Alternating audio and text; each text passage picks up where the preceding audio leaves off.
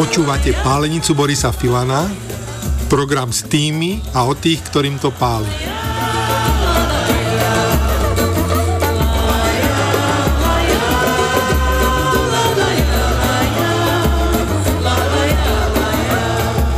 Jakub Abraham pôvodne študoval na tanečnom konzervatóriu Evy Jacovej v Bratislave, ale po 5 rokoch sa rozhodol prejsť na hereckú dráhu. Absolvoval štúdium herectva na Cirkevnom konzervatóriu v Bratislave a už počas školy sa začal aktívne venovať práci v dabingu, v rozhlase a v divadle. V roku 2011 založil profesionálnu divadelnú spoločnosť Činoherný klub Bratislava, ktorú vedie a súčasne aj účinkuje vo viacerých inscenáciách. 6 rokov uvádzal svoju divadelnú talk show Bez opony, v ktorej vyspovedal viac ako 55 osobností z kultúrneho a spoločenského života. Ako vášnivý rojalista sa aktívne zaujíma o dianie v európskych kráľovských domoch, najmä však v britskej kráľovskej rodine, ktorej je veľkým fanúšikom. Formou masterclass sa vzdelával u bývalého komorníka kráľa Karola III., Granta Harolda a u expertky na britskú monarchiu Tracy Bormanovej. Ako jediný zo Slovenska a Česka je držiteľom akreditácie na najprestižnejšie kráľovské podujatia Spojeného kráľovstva. Bolo by dobre, keby ste ho videli, ale aspoň vám ho popíšem. Je to urastený, sympatický, výborne vyzerajúci mladý muž. Potvrdil mu to aj kráľ Karol III, keď si podali ruky na kráľovských pretekoch v Ascote. Na prvý pohľad vás na Jakubovi niečo zarazí a vy chvíľu neviete čo. Až neskôr prídete na to, že vám trošku prekáža, že je na ňom všetko 100%. Oblečenie, účes, okuliare. Je tak čerstvo neoholený, v náprstnom vrecku má vhodnú vreckovku, topánky dokonale zladené s oblečením. Jednoducho je v každom smere tip-top. Gesta, pózy, komunikačná choreografia, rúk a výrazy tváre sú bezchybné. Má encyklopedické vedomosti, presvedčivý prejav a je primerane sebavedomý. Napadne vám, že to všetko možno iba hrá, ale potom si spomeniete, že je to herec. A herec, keď hrá, tak je úplne prirodzený. Trošku neprirodzene, ale veľmi pôsobivo. Jakub Abraham je v niečom absolútna výnimka. Vo veku kultu mladosti chce vyzerať starší ako je. Výzorom, názorom, oblečením.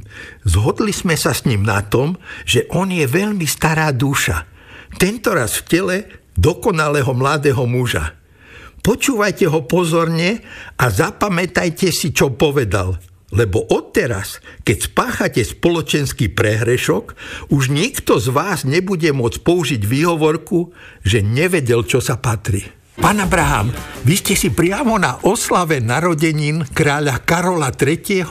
S ním podali ruky. Čo vám povedal? Povedal mi, že vyzeráš veľmi dobre. Ale to poteší, keď vám podá kráľ ruku. Ja som povedal jeho veličenstvu, vy tiež. Výborná odpoveď. Pri jednom z veľkých výročí vládnutia kráľovny Alžbety český expert na Britániu Ivan Kytka vysvetľoval, prečo väčšina Britov tak úprimne zbožňuje kráľovskú rodinu. Vysvetľoval to tým, že kráľovská rodina predstavuje pre Britov niečo, čo my asi nechápeme. Nemeniacu sa istotu, dôkaz ich identity, hodnotu minulosti v prítomnosti. To všetko im trošku závidím. Skúste mi to vysvetliť vy. Je to presne tak. Britská kráľovská rodina a monarchia celkovo predstavuje zrozumiteľnosť. To znamená, symbolická hlava štátu presahuje súkromné záujmy politikov, ktorí sa striedajú ako príliv a odliv. Je to niečo podobné. To znamená, že oni nepozerajú na koniec volebného obdobia. Žiadne nemajú. Ich volebným obdobím je ich život. Je to presne tak. Je to zrozumiteľnosť a istota, ktorá je dôležitá dnes. Ako vyzerala tá oslava narodenín kráľa Karola III? Čo vás na nej zaujalo? Ja mám šťastie, že tam chodievam každý rok, je to v júni pred Buckinghamským palácom a je to taká veľkolepá prehliadka, ktorá je už stáročia stará. Ona sa vlastne začala už jeho prapradedom, pretože vieme, že v Británii nie je celkom dobré počasie a teda preto sa oslavuje dvakrát, alebo teda iba raz, lebo napriek tomu, že Karol III má narodeniny v novembri, a jeho oslava býva vždy v júni, pretože je krajšie počasie. Ale tak je to tam so všetkým. A tam je to tam so všetkým, presne. Preto sú všetky tie hlavné programy, alebo tie hlavné ceremónie, dostihy, tie slávne preteky v júni a všetko tam je nasekané na ten jún, prípadne júl, pretože vtedy je tam najkrajšie počasie. Mal som šťastie byť naozaj v tej prvej línii, to znamená, že my sme tam s kolegami z tých najprestížnejších médií, ako sú BBC a podobne, sledovali tú celú prehliadku. Samozrejme, že sme potom reportovali, ja som mal aj nejaké výstupy do našich médií. A tak toto je to gro, čo chodievam každý rok tam robiť a na čo sa zúčastňujem.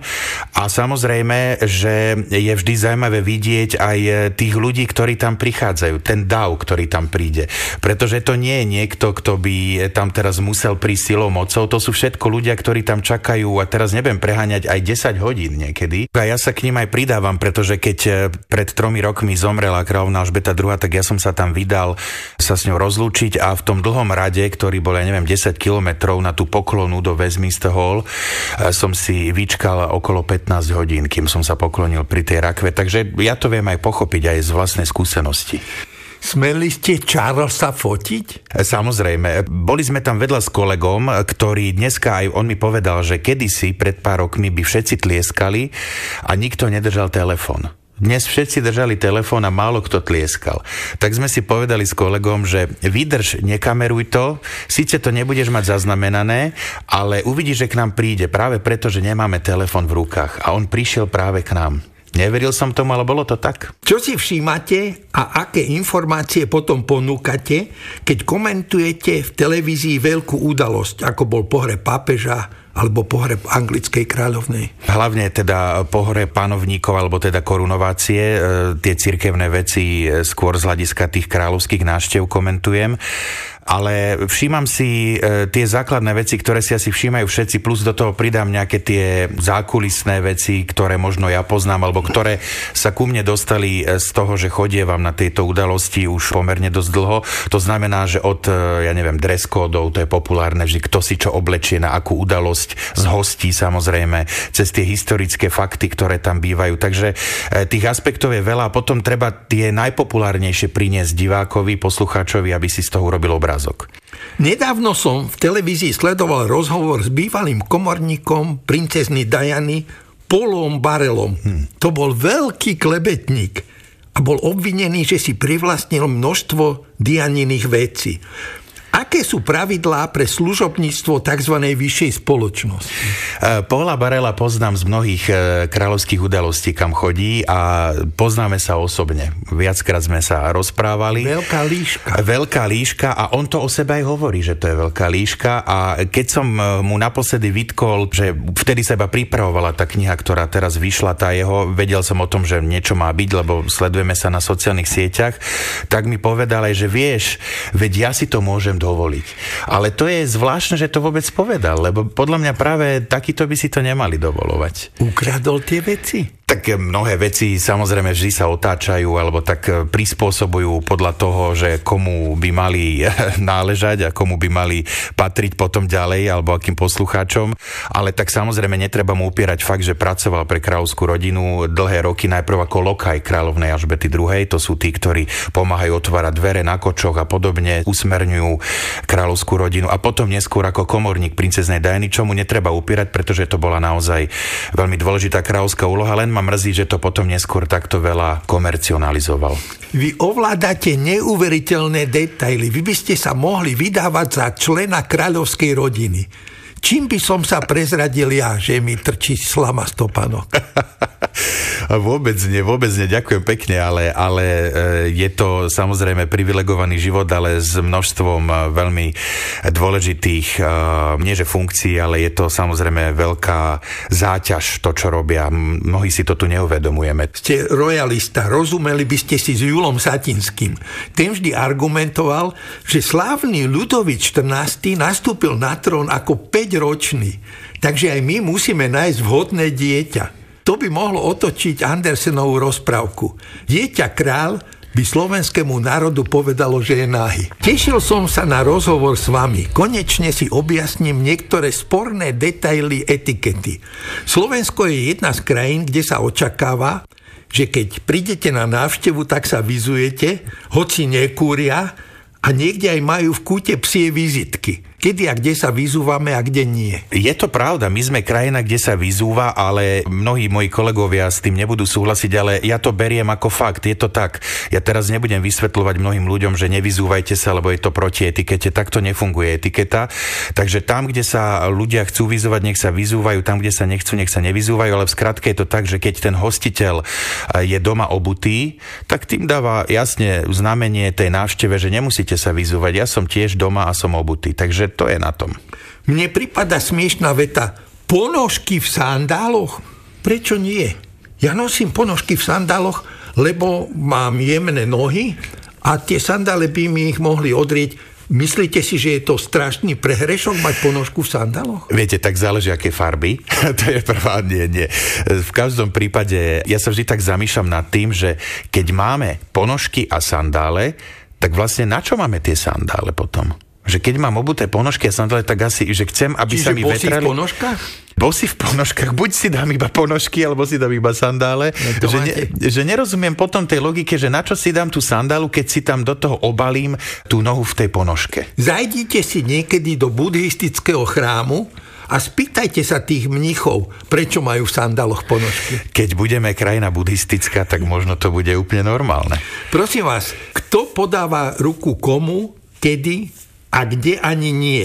A prečo je nevhodne podaná ruka ponad stôl? Je to ponad stôl z tej biznis etikety preto, aby sme nenarušili, aby sme skrátka tú osobnú zónu si vytvorili kontaktnejšiu, pretože predsa len ponad stôl je to zďaleka, načahujeme sa, je to nie celkom také hamatné, ako sa povie, takže skôr preto sa radšej s niekým zoznámim alebo podám si ruku mimo stola ako nad stolom, kde sú rôzne veci, a ktoré nesignalizujú, že by som s tým dotyčným mal viesť nejaký korektný rozhovor.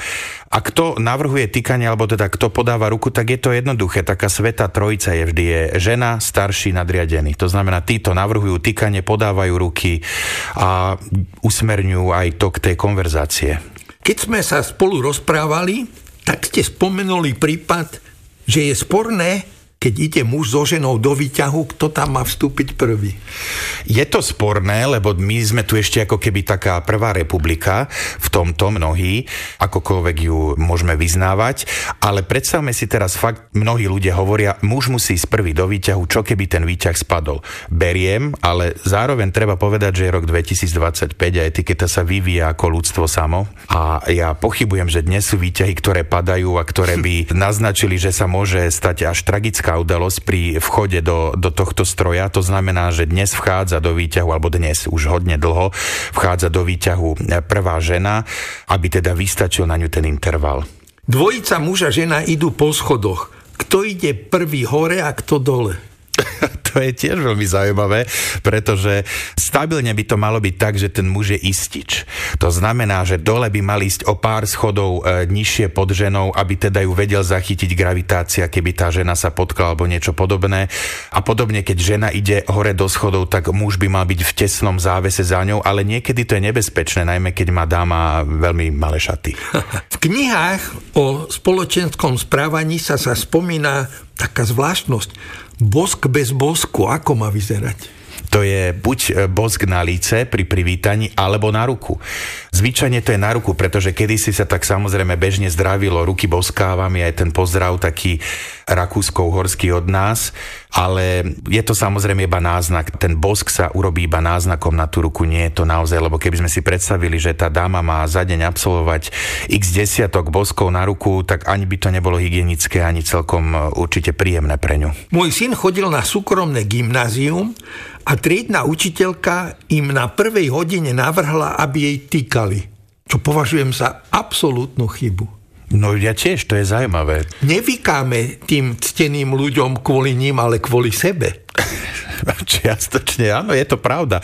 Nie, je to zaujímavé. Niečo tým asi chcela docieliť, neviem, možno či bola mladá, alebo to bola nejaký špeciálny vzťah si chcela vytvoriť, ale v každom prípade to potýkanie ihneď, to je fenomén dnešnej doby.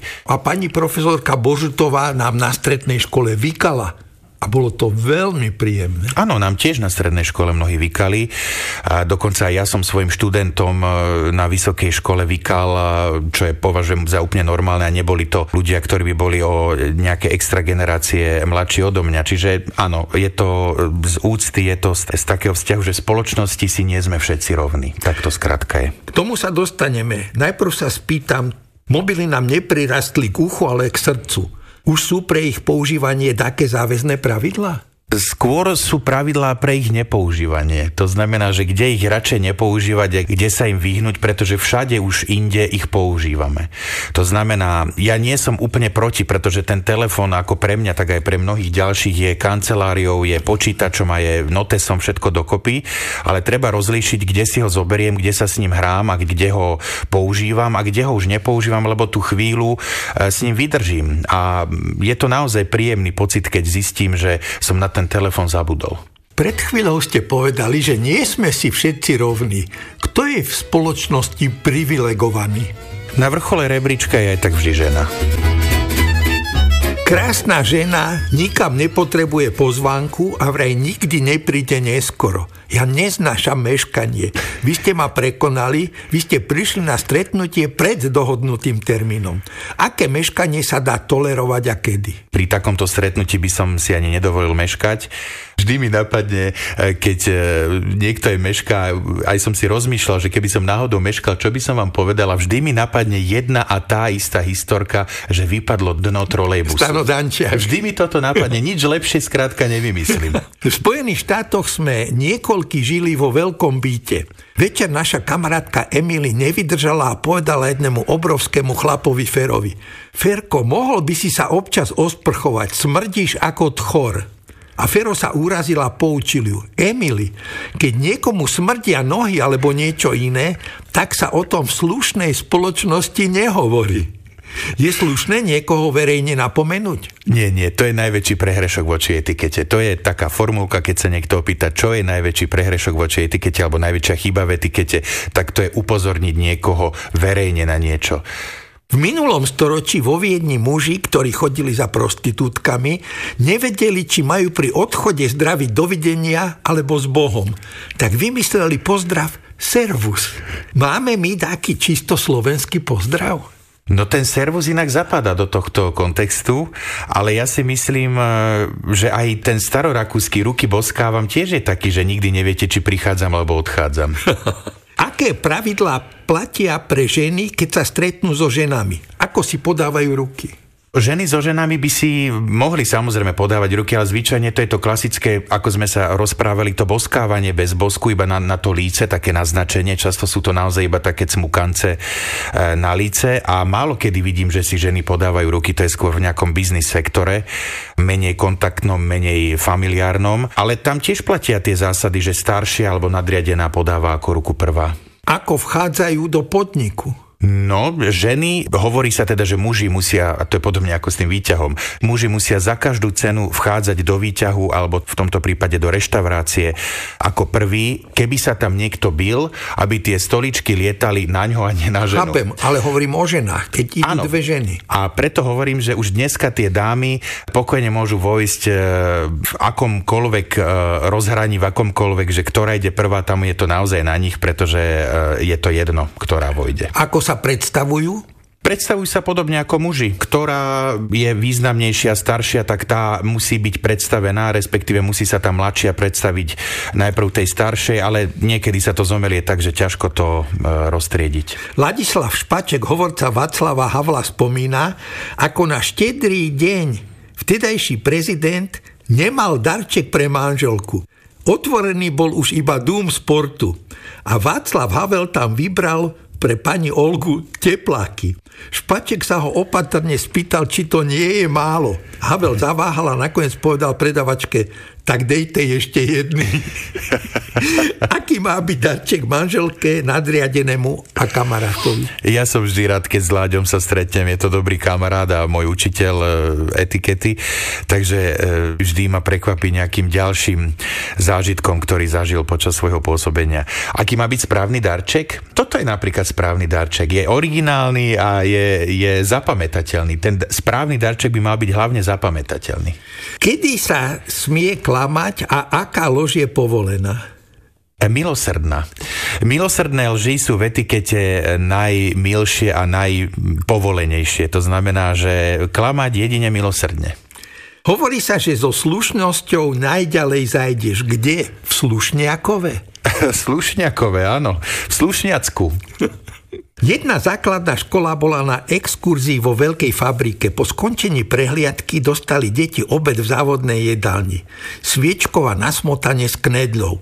Jeden chlapček si išiel k okienku vypýtať ešte, aby mu pridali. Kuchárka mu naložila ešte jednu porciu a povedala: teraz by som chcela počuť zázračné slovíčka. Chlapček na okamih zaváhal a potom povedal: čari mari fuk. Mojím dnešným hostom bol všestranný mladý muž Jakub Abraham. Ďakujem za rozhovor. Bolo to príjemné, ďakujem. Čari mari fuk.